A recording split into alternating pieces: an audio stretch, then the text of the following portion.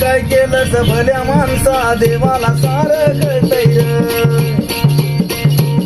काय काय केलं ग भल्या माणसा देवाला सारं कळतंय.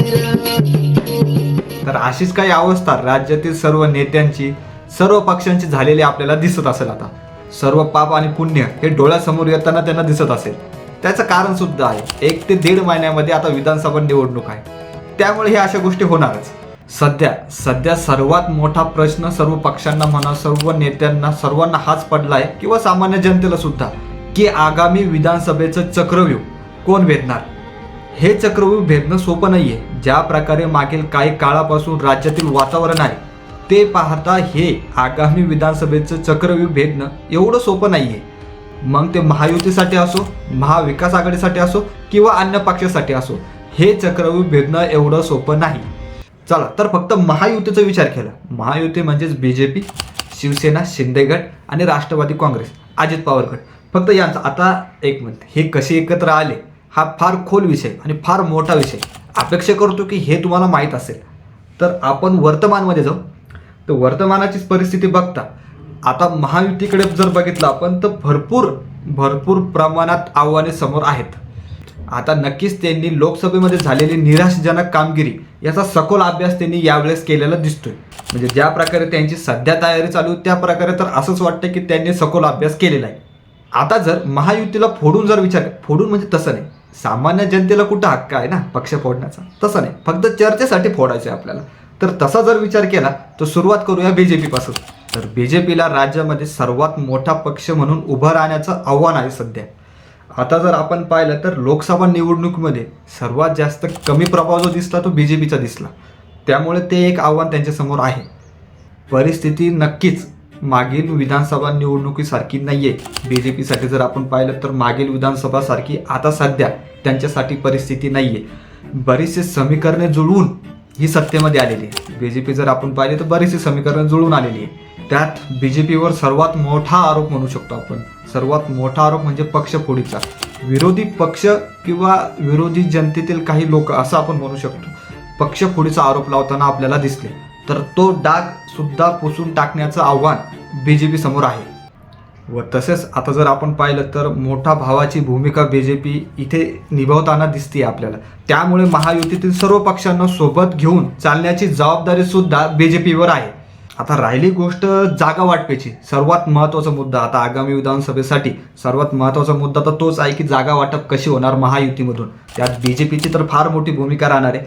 तर जवळपास म्हणजे सूत्रानुसार, माहितीनुसार जर आपण बोलायचं झालं तर 150 ते 160 एवढ्या जागा BJP लढू शकते असा अंदाज वर्तवला जातोय सध्या. अद्याप स्पष्ट काही झालेलं नाही आहे, हा फक्त अंदाज आहे.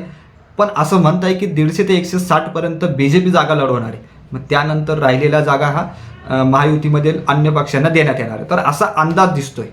चला तर आपण महायुतीमधील दुसरा महत्त्वाचा पक्ष त्याकडे वळूया, शिवसेना, एकनाथ शिंदे यांचा गट. शिवसेना जेव्हापासून फुटली खरं पाहिलं तर तेव्हापासून राज्यात वातावरण फार वेगळे झालेले. जर आपण पाहिलं तर उद्धव ठाकरे व एकनाथ शिंदे हे वेगवेगळे झाले. त्यानंतर राज्यामध्ये बऱ्याचशा गोष्टी घडल्या जर आपण पाहिलं तर.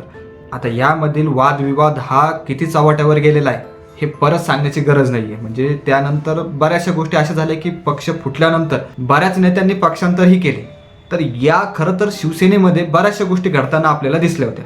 त्यामुळे आगामी विधानसभा निवडणूक ही शिंदे गट असू द्या किंवा उद्धव ठाकरे गट असू द्या त्यांच्यासाठी अत्यंत महत्त्वाचे ठरणार आहे, हे मात्र नक्की. आता शिवसेनेबाबत म्हणजे सर्वप्रथम शिवसेना, उद्धव ठाकरे यांचा गट असू द्या किंवा एकनाथ शिंदे यांचा गट असू द्या, शिवसेनेचा निकाल अद्याप लागलेला नाही आहे. आगामी विधानसभा निवडणुकीच्या आधी शिवसेनेचा निकाल लागू शकतो अशी शक्यता वर्तवली जाते, पण अजून लागलेला नाही आहे. येणाऱ्या काळामध्ये आपल्याला ते कळेलच. पण आपण जर एकनाथ शिंदे यांचा गट पाहिला आगामी विधानसभा निवडणुकीसाठी महायुतीमधून, तर त्यांना सुद्धा अत्यंत महत्त्वाचे स्थान तिथे देण्यात आलेले आणि त्यांच्यावर सुद्धा तेवढी जबाबदारी आहे. आता जर जागा वाटपीचा जर विचार केला तर 80 ते 85 जागेवर शिवसेना लढू शकते. म्हणजे एकनाथ शिंदे गट यांची जर आपण पाहिलं तर 80 ते 85 जागेवर ते लढू शकतात. आता तसं पाहिलं तर विधानसभा निवडणूक ही पहिलीच आहे. म्हणजे शिवसेना फुटल्यानंतर ही विधानसभा निवडणूक पहिली आहे. त्यामुळे भावनिक साथ किंवा जनतेचा पाठिंबा हा कोणाच्या बाजूने आहे ही आगामी विधानसभामध्ये कळणारच आहे आपल्याला. त्यामुळे दोघांसाठी ही अत्यंत महत्त्वाची विधानसभा निवडणूक असणार आहे. चला तर मग आपण महायुतीमधील तिसरा महत्त्वाचा पक्ष यांच्याकडे वळूया, राष्ट्रवादी काँग्रेस, अजित पवार गट.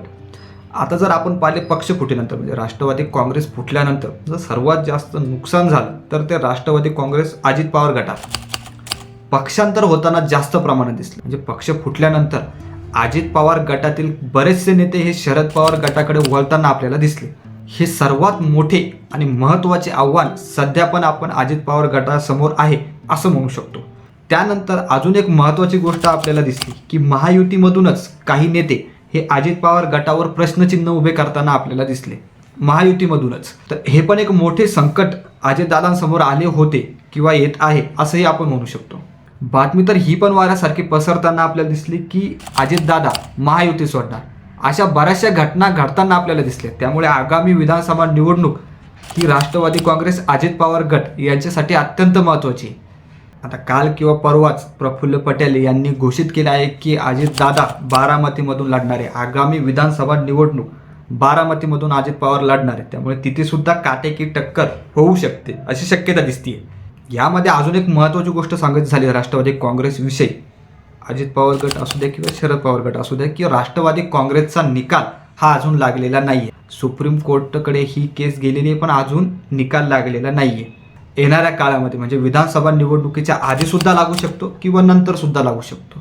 तर अद्याप हे स्पष्ट झालेले नाही. राहिला विषय जागा वाटपेचा, तर राष्ट्रवादी काँग्रेस अजित पवार गटाला महायुतीमधून 50 ते 60 जागा मिळण्याची शक्यता आहे. आता यावर अद्याप काही स्पष्ट झालेलं नाही आहे. लवकरात लवकर हे स्पष्ट होण्याची शक्यता आहे. आता जर आपण महायुतीचा विचार केला तर आगामी विधानसभा निवडणुकीची तयारी ही चांगल्या प्रकारे झालेली आता सध्या दिसते. जर लोकसभा निवडणुकीच्या तुलनेत जर बघितलं तर सध्या तरी चांगली परिस्थिती दिसते. त्यात महायुतीने वेगवेगळ्या योजनांचा पाऊस पडला आहे. जसं की लाडकी बहीण योजना, सर्वात जास्त प्रमाणात जर कोणती बातमी जर जास्त प्रसिद्ध झाली किंवा योजना प्रसिद्ध झाली तर लाडकी बहीण योजना. आरोप झाले, प्रत्यारोप झाले, सर्व झाले, पण सर्वात जास्त प्रसिद्धी मिळाली ती लाडकी बहीण योजनेला. शेतकऱ्यांसाठी योजना तर भरपूर योजना जाहीर करण्यात आलेल्या होत्या. आता या योजना आगामी विधानसभा निवडणुकीत महायुतीला तारणार का हे पाहणे आवश्यक ठरणार आहे. तसेच लोकसभा निवडणुकीतील निराशाजनक कामगिरी तोडून काढण्याचे आव्हान महायुतीसमोर आहे सध्या. पुढील 1 ते 1.5 महिन्यावर विधानसभा निवडणूक आलेली आहे व तसेच पाहिलं तर आचारसंहिता ही काही दिवसांमध्ये लागण्याची शक्यता दिसते. त्यामुळे महायुतीकडून प्रचार म्हणा, सभा म्हणा, जोरदार प्रमाणात चालू आहे सध्या.